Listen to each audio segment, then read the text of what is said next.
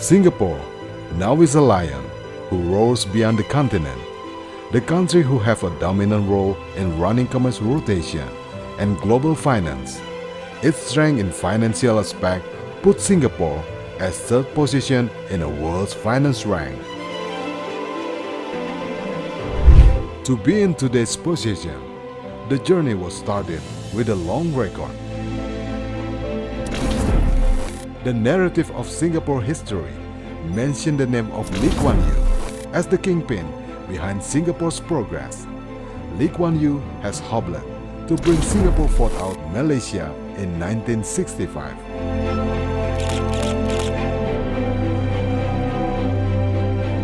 Lee was ruling from 1971 until 1990. He got much praise from transforming Singapore from a slum village to a metropolis. Even so, many highlighted the repression toward freedom of speech and civil rights. Namun akhirnya Singapura harus berjalan sendiri dan akhirnya Lee Kuan Yew menggunakan beberapa strategi utama untuk bisa membawa Singapura ke dalam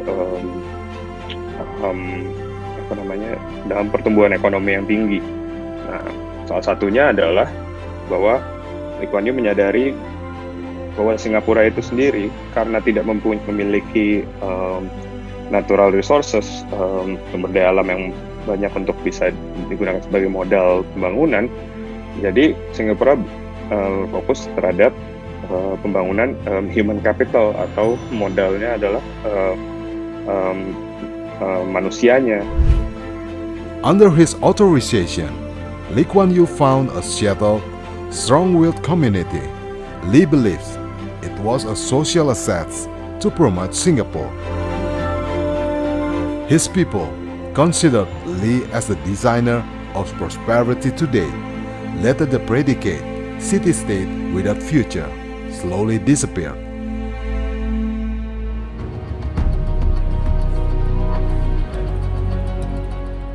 Mungkin salah satu program yang sampai saat ini dikenal sama masyarakat Singapura adalah peningkatan taraf hidup masyarakat Singapura itu dengan cara pemaksaan program pensiun dan pemberian subsidi rumah sebenarnya.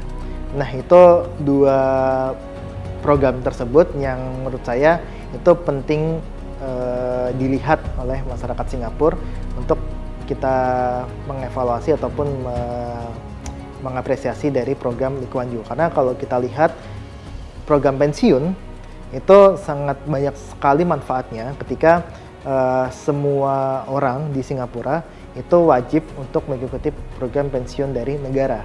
Jadi istilahnya ketika mereka sudah pensiun, mereka mempunyai uang untuk bisa bertahan hidup gitu. Lee Kuan Yew merupakan seorang pemimpin yang menurut saya itu mempunyai ide yang brilian.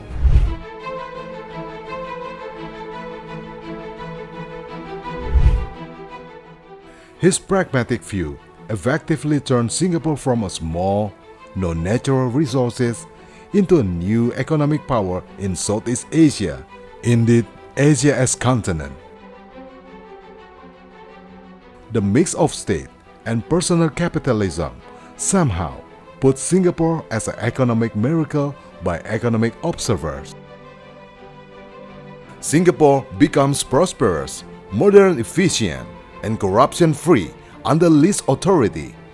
These assets anyhow caused many foreign investors to come. The result, no more slum villages, and welcome to the most advanced metropolis city in Southeast Asia. As the founding father, Lee has serious concern to Singapore's advancement, notably justice in favor.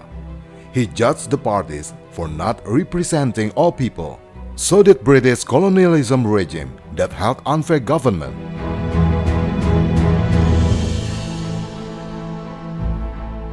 Lee surely aware of these vulnerable conditions. It made him change the military system and politicization of education for more excellent human resources. From that, Singapore's economic power begins. In its development, industrialization is done, and that is what was becoming Singapore's milestone.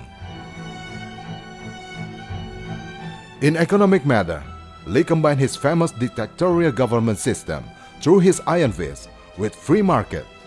After 1970, it preceded Singapore's economic growth. Moreover, the prosperity index increased sharply and unemployment rate reached almost zero. After Joint Asian, which was founded at 1976, Singapore explored cooperation and endorsement with other member states. Singapore got itself more aware of communist movement, which in some cases caused issues to the fall of Saigon, 1975. Becoming a Prime Minister of Singapore for 3 decades, Lee's position was full of rumor, nepotism, his wife's position as partner of Lee, and Lee Law Firm, and his children and daughter-in-law hold important positions in state-owned enterprises. Lee deflected that all positions filled by his family member were based on their competencies. It's fair enough, Lee says. In 1990, Lee finally retired himself as Prime Minister of Singapore, but he was not truly disappeared from political scene.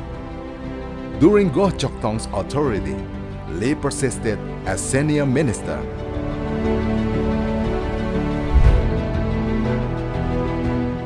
Lee admitted he was satisfied have made Singapore as a meritocracy, corruption-free, and equal for all races country.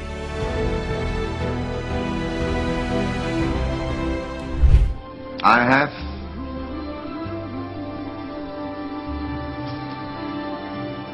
a few million people's lives to account for. And Singapore will survive.